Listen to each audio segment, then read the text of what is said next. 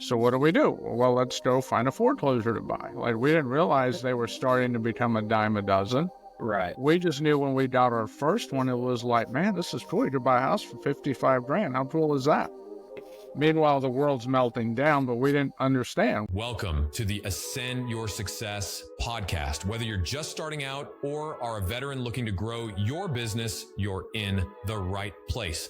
Join us to learn how to achieve financial freedom while working and living life on your own terms. Hear valuable insights, strategies, and interviews with successful entrepreneurs. Get ready to achieve the success you've always dreamed of. Ready? Let's go. What's going on, guys? My name is Wyatt Reed, and this is the Ascend Your Success podcast. And today I get to interview my friend Frank Iglesias. Man, thank you so much for being here. Tell us a little bit about yourself. You've done a little bit of everything, it seems like. So tell us a little bit about yourself and how you got started in real estate. Yeah, thanks for having me, Wyatt. I appreciate it. I started, we're going 15 plus years now, so it's been a minute. And yeah, we've done a lot. We've done, in the early days, it was buy, fix, and hold. We got heavy into wholesaling. We did some flips. We if I use stereotypical terms, we graduated to larger rehabs, which then became a lot of new construction. And we've always done some rentals here and there along the way. We've done the creative strategies as well, right? Your lease option, owner finance, sub two. But then after doing the new build for several years, we liked it, but we also learned that that's really a very environmental type thing. Meaning there's some places where it's nice to do it, and there's some places where like, no, it's not worth the effort. And they're long projects. There's a lot of things that are, quite frankly, outside of your control, no matter what you do. And we've been looking to get back to basics and just do easy deals that we can get in and out of quickly, make money, move on to the next one, and serve people. Because the thing with new construction is, you could work a year on a project before it even goes on the market, and then you don't know how long it's going to take. Of course, inflation's up, costs have gone up and so forth. So what you thought it was going to be has changed quite a bit. And we realized we had pre-sold a couple of houses, and one of the things we really liked was working with the homeowner. Which is, a lot of builders are like, they don't even know who the homeowner is, right? We actually enjoyed it because it gave the project a bit more meaning. You're having a conversation with somebody through the length of the project. And I know people fear that. We actually found it good because there's just something inherently nice about knowing, hey, this is something that's not only it's serving them, but you get to see it. Yeah. And so having done all these different facets of real estate, I realized the part we really enjoy is the people part. Mm. And so we got to thinking, well, what's the part where we can do that the fastest? And I was like, well, let's go back to simple wholesale. So people are like, I want to grow up and flip and build houses. And we're like, I want to grow up and just wholesale again. Been there, done that. And nothing wrong with it if that's your passion. But we realize real estate is maybe not our biggest passion, not compared to, helping people. Yeah, I agree 100% with that. I see, especially in ourselves, like we done the same thing. We had the same situation. We started flipping, started buying more and more, and we were doing 4, 5, 6 flips at a time. And it was the worst time of my life. I was unhealthy. I was fat. I was like having problems at home. I was always on edge. And I just realized that, I don't know if everybody thinks that when you start your own business and you're doing real estate that you're supposed to be in love with it, but I absolutely hated it at that point. And I was like, I got to figure out a way to get back to, family, being healthy, like still making money, but doing what I enjoy doing, right? And so that's when we pulled back and we started doing the seller financing. So we're still doing wholesaling as well. And I've got 2 flips that are on the market. So it's hard to pass up on flips. I always say, I'm not going to do another flip this year. And then something will poke its head in and I'll be like, well, might as well do it. Right. And that was something else that really hit us. I guess it was a couple of years ago. I mean, it might be 3 years ago now. It was a while back. We ended up falling into this split deal that was literally 2.5 weeks away. Literally, that's how long it took. It ended up being 3.5 weeks, but it was because one cabinet was delayed a week. But in actual work, it was literally 2.5 weeks of work. We sold that property off Facebook to an investor. And he got conventional financing, so there was no 90-day seasoning thing. And we made like 35 grand. And it was like the easiest deal. And so when we did it, we were still busy doing big deals. And I sat there and I thought to myself, wait a minute. We just did this simple little flip that made 35 grand. The effort level was maybe 2% of a large rehab or new build. And, people always say with these big projects, you can make bigger checks. It's like, well, that's true sometimes, but there's also a lot more variables, things that throw off the timeline and so forth. And what if you could make that bigger check, but how about take the bigger chunk of time and apply it to getting better at chasing down the small deals? Because even if you chase the small deals, there's still less work than building one house. You've done so much. You've done the flipping. You've done the construction. You're transitioning back to wholesaling, things like that. So let's take a step back to the very beginning. Was it always the goal to get into construction or get into flipping, or what pre-real estate, Frank? Like, what was happening in your mind? Like, what were you wanting? No, the goal was never construction per se. New construction was not something that ever crossed my mind. We sort of fell into that almost by accident, and then we got seduced by the dark side of the force. But now, in all seriousness, when we got into it, the idea, like everyone else, financial freedom, I was introduced to real estate. I got the email. Still don't remember who sent it, but for a rich dad, poor dad seminar. Mm-hmm. One of the initial 2-3 hour things. And I went, and of course, like everyone who's new to this, your eyes go, woo, right? Like we know the drill, which, this is 2008, right? So that led to the 3-day. You got sucked into it. Which then led to us buying classes. Mm-hmm. Yes, we were literally getting into classes when the market was starting to collapse, but we didn't really know. Like, I'm just working a full-time job, so didn't really understand that the real estate world was starting to blow up. Just, had no idea. And so one of the classes we bought was a foreclosure class. So what do? Well, let's go find a foreclosure to buy. Like, we didn't realize they were starting to become a dime a dozen. Right. We just knew when we got our first one, it was like, man, this is cool. You could buy a house for 55 grand. How cool is that?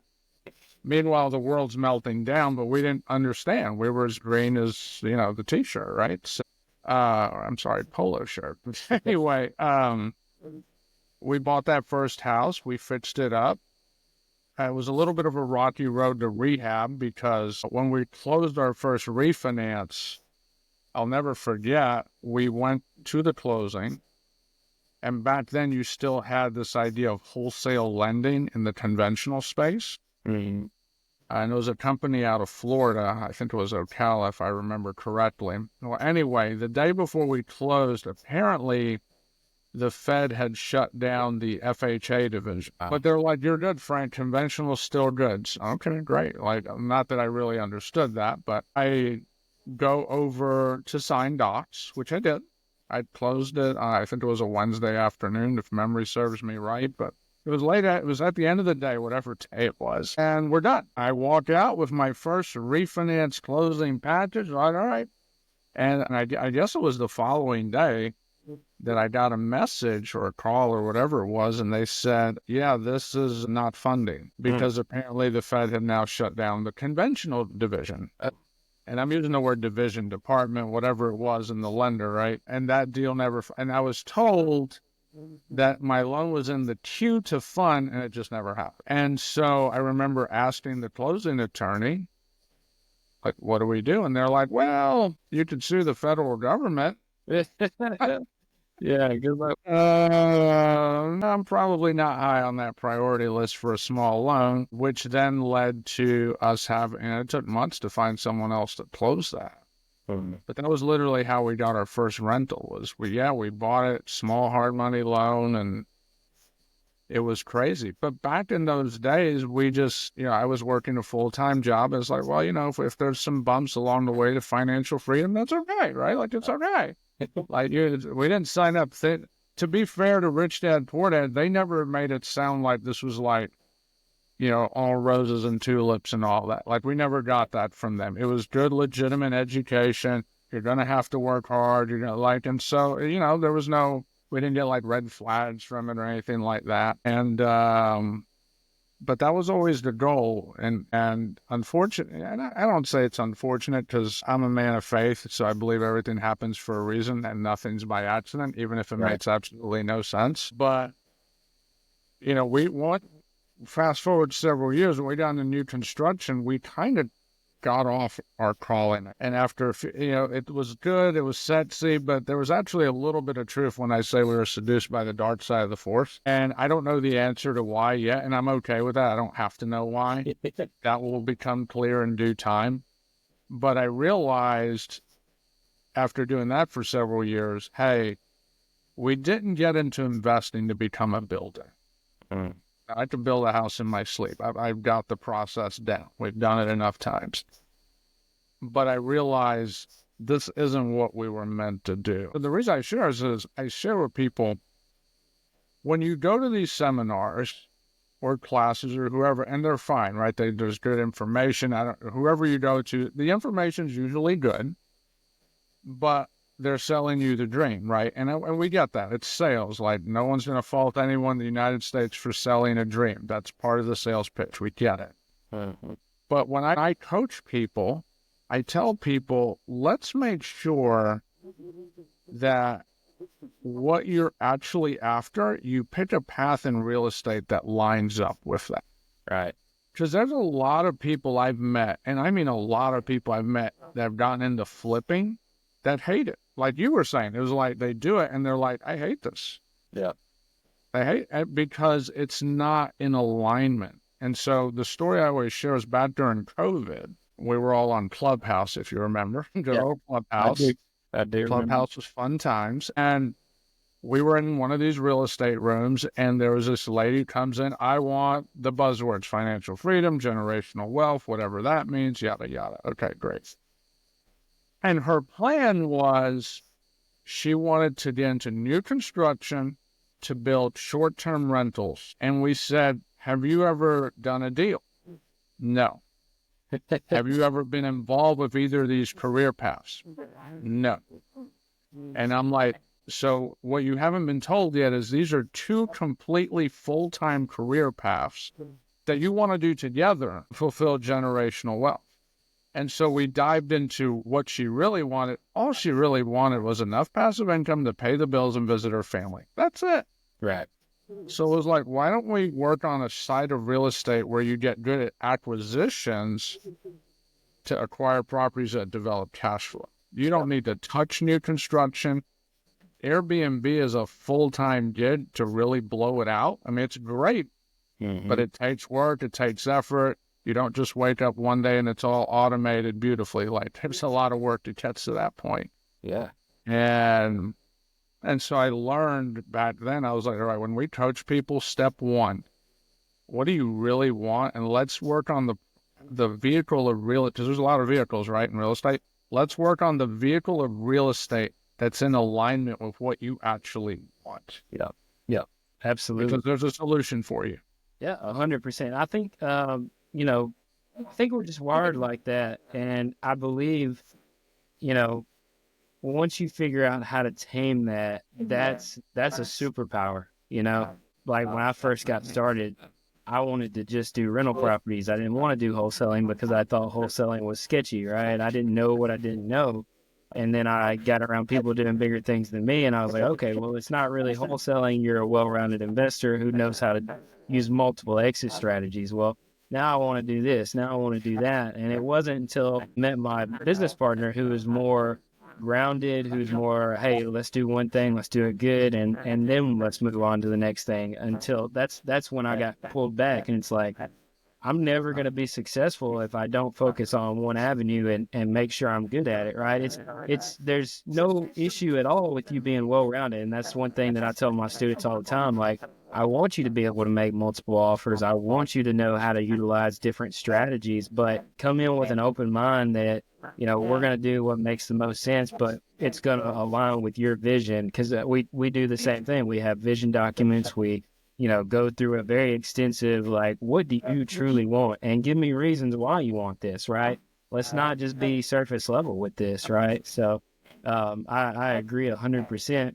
Looking back, when you first got started versus what you're doing now, because one of the most commonly asked questions is, how do I get leads, right? So where you started versus where you are now, what does that look like as far as lead generation? Well, yeah, it's a different world. When I started, you fell out of your bed and there was 30 leads in your inbox on the MLS, right? You didn't have to work hard to learn how to market, which was, if you started in those years, 2008 to 2012, 13-ish, it was really it was great because it was easy, but at the same time, it painted a false picture. Wow. Because you didn't really have to know how to market. Everything was on the MLS.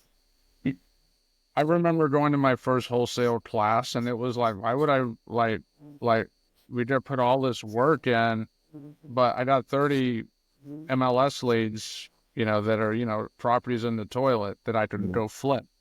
Like, why would I work this hard? Like, so it was kind of deceiving, but we didn't know we didn't know. And then the other thing we found really valuable was networking. Like, networking for leads was always a good avenue for us, but it was time intensive. That's the downside of network. It's time intensive. You don't know if it's going to work. I mean, you don't really know if anyone's going to work, but right, you're dealing with other people. And so it could be very inconsistent, but when it did work, it was great. So it was very positive. So we did it. Yeah. Nowadays, networking still works. And I think in today's digital world, relationship has never been more valuable because we've gotten so used to our devices. It's like, I just want to hear a human being's voice, right? Can we just talk? Right. And, and so I think we're going to see more of that. And you hear that more these days, relationship. Because at the end of the day, humans are still humans. But we've also learned is we have to shift how we generate leads. Is the MLS still there? Sure. Do we look at it much? Not too often, every now and then. But the reality is today's market is not very MLS friendly overall. Yeah, someone's going to say, I do all my deals off the MLS. God bless you. That's great. And there's probably markets where that does work great. My market, not so much. Not today. Tomorrow might be different, right? So I recognize that. So we never rule it out completely, but it has its season. And we're learning that regardless of what method we use, and we cold call and we do the texting like anybody else, but what we've learned is it's really about, again, going back to this idea of people. Every seller's probably been called 20 times at minimum, maybe daily, who knows. Direct mail is still not common. We know that. We know that very few people are still getting direct mail. So that's something we may explore more. Sellers are smarter now. They're savvier.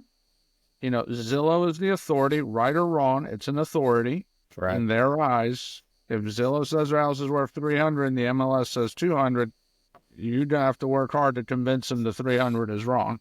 Right. So education-based selling, very much a part of it. So, sellers just have a lot more information. They're sharper. They hear what's happening on the news. They hear what's happening about interest rates. So I've seen that regardless of whatever method we use, some patience is involved, really working with sellers. So we don't go into things. I mean, yeah, you go into expecting to get the deal, but realistically, the old sales adage is true. It's probably going to take you 5 to 12 touches. I just heard yesterday 16 touches. Oh, wow. So imagine you got to touch a seller 5 to 16 times to get a deal. Yeah. If you get one in less than 5, God bless you. That's wonderful, right? But don't be shocked when it doesn't happen. it's almost like you have to prove you're real. Because a lot of sellers, let's be real, they've probably heard from other investors. Shoot, they've probably been under contract with other investors. Mm-hmm. Right. And it didn't work out because they offered too much. Yeah. I think it's so important to, and this is something that I teach as well, is that put the money aside and try to figure out a win-win situation with these people. You know, obviously we're in this to make money. Obviously that's what we're here to do. But if you go at it as a someone who's trying to create a win-win situation with someone who may have some type of issues going on, pre-foreclosure, probate, these different types of motivation, like find a win-win situation for them. It's so much more important. It's building that relationship that you were talking about. Hey, talk to me like I'm a human being. Don't just read this script and sound like a dang robot, Uh-huh. So that's the way we look at it, is trying to find a win-win situation. Well, and you can't overdo it. So like I was talking to one of my assistant who's cold calling today. Mm-hmm. And I said, have you ever worked in a call center? And they were like, yeah. I said, and you had a script? And yeah, you have a script. Okay. This is going to sound a little different. And I told them this, and they sort of laughed because it was like, whoa, because they're new to our team. And I said, so on a lot of your scripts, when you get somebody on the phone, you'll ask them a question. Okay, so the agent is calling, in our case, the seller, and asks them a question. And then, so maybe it's like, how many bedrooms? Oh, 3 bedrooms. Oh, thank you so much for sharing that. Okay, fine. How many bathrooms? 2 times. Oh, thank you so much. So after every detail, it's like, I said, this might surprise you, but on this side of the pond, if you're overly thankful for everything they say, that's just as annoying. Yeah. Because it's not normal. Like, do you go to your friends and say, thank you so much after every sentence they say? Yeah, I love it. I love that for sure. Well, we're kind of coming up on time. Most of the people who are listening to this right now are beginners looking to figure out how to get into real estate. And I really like how you said you started off with free lead sources, because that's one thing that I push so much nowadays is building relationships with wholesalers, like free lead sources. There are so many different ways you can get a deal for free just by utilizing network and who and going to events and everything like that. I got my first 5 houses from wholesalers, right? So what advice can you give these guys that are just looking to get into real estate, looking to get started? Like, if you could go back knowing what you know now and talk to your former self, what would be some good advice that you would be giving? First piece of advice, have a quality coach day one. You're going into business, and just like professional sports, business is professional. The problem with real estate, in particular in the residential space, is it's too much of a wild, wild west, and you have too many people running around without coaches, and it's causing all kinds of problems. Yeah. And now you have laws being taught, you hear about the laws banning wholesaling and this, and then the agents are like, well, I've seen agents just as bad, so it doesn't really matter. What matters is having that coach to walk you through the steps. There was 3 years in our career where we didn't have a coach of any kind, and that's when all the mistakes happened. Epic mistakes. Yep. And unfortunately, the problem with the real estate game is because real estate's a slow-moving vehicle, you can make a mistake and not know it for 6, 12, 18, 24 months. Mm-hmm. So just as you don't see a problem today, just hang on a little while. It might bite you a little later. We have firsthand experience with this. Right. So I tell people, you need that coach they've seen the mountaintop, but they've also seen the valley. Their wealth of experience, and there's no dollar amount they will charge you that will be worth the savings they're going to net you. I agree. So I tell people, if you're going to do real estate, get a coach. If you can't afford one, come up with something creative. In fact, that's your first assignment. Come up with a resourceful way other than promise I'm going to do. You haven't. Right. So we need to come up with a resourceful solution, make something happen, because having that coach will pay for itself multiple times over. So I think that's the first thing. And the other thing I would say is be willing to be more resourceful than you even knew was possible. Real estate's a full contact sport, is what I always say. And Tony Robbins gave this cool thing on a TED Talk, and I don't remember the exact words now. But the gist of it was, we never have a resource issue. It's always a resourcefulness issue.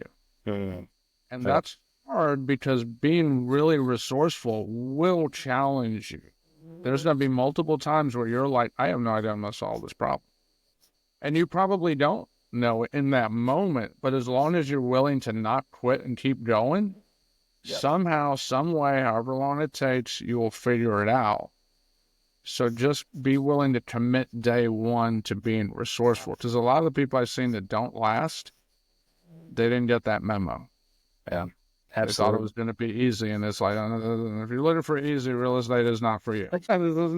There is no easy in this business. Yeah, I mean, two things to add on to that is, number one, and I know everybody listening is going to say, well, he says this every single time, but it's so true. Every time anybody says this, I tell them, we're not telling you to do anything we're not doing. We've got mentors. I've got a mentor. I'm sure you've got mentors. We've had several mentors, right? So we're not telling you guys to do anything that we're not doing ourselves, right? You've got to have a mentor that's been there, done it, and is going to watch your back. You're still going to have problems going into the second one. You're going to always have problems. Like, you're not, if it was easy, everybody'd be rich and we'd all be entrepreneurs. We all own our own businesses and nobody'd be running McDonald's, right? But you've got to be able to solve the problems and continue to move forward, because after you solve that problem, the next one's going to be right behind you with a boxing glove ready to punch you in the face. You got to continue to solve problems probably for the rest of your life, right? So that's great advice. I love it. I hear it all the time. So you know it's true because you hear it from so many people. Frank, thank you so much for being on here. How can people get a hold of you, work with you? How can we connect with you? A number of ways. My website, frankiglesias.com. You can reach out to me there. I'm on all the social medias. I'm not hard to find, easy to find. So take your pick. I'm on all of them. But also, I always tell people, just call our office and actually leave a voicemail. Because very few people call, leave a voicemail, or even text for that matter. And I'm like, just call. Like, we'll actually answer. And if we don't and you leave a voicemail, we'll call back. But our number is 678-408-2228. So between our website, social, the phone, we're not hard to find. Happy to talk to people. And I do offer, if someone wants to talk about whatever we talked about today or anything, I do offer one free 15-minute chat about anything. Talk about anything. Got a problem? Call me and we'll talk about it. So. I love it. That's awesome. We'll plug everything you got in the show notes and the comments and everything when we post, and we'll when we cut them up into reels, we'll tag you in all of them and everything like that. But man, I really appreciate you being on. Listen, guys, if you heard anything that you were like, man, I would love to get some more information about that, or I'd love to talk to somebody about real estate, do the things that these guys are doing, hit up Frank. Or go to ascendyoursuccess.com and you can talk to me too. And similar to Frank, I'll go through those applications and then I'll call you. We'll have a one-on-one conversation back to that relationship building, right? You're not going to get a VA or anything like that. Whether you're in or out, we'll see you next time.